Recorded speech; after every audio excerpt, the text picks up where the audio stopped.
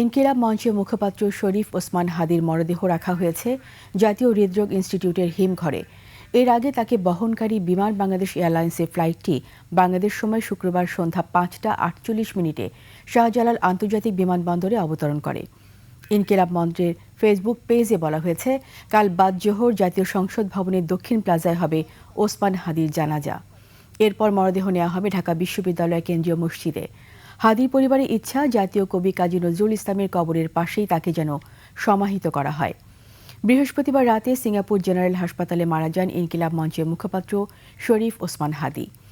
ঢাকা ৮ আসনের সম্ভাব্য প্রার্থী হিসেবে নিজেকে ঘোষণা দেয়া হাদি ৭ দিন জীবন মৃত্যুর সঙ্গে লড়াই করে না ফেরা দেশে চলে যান।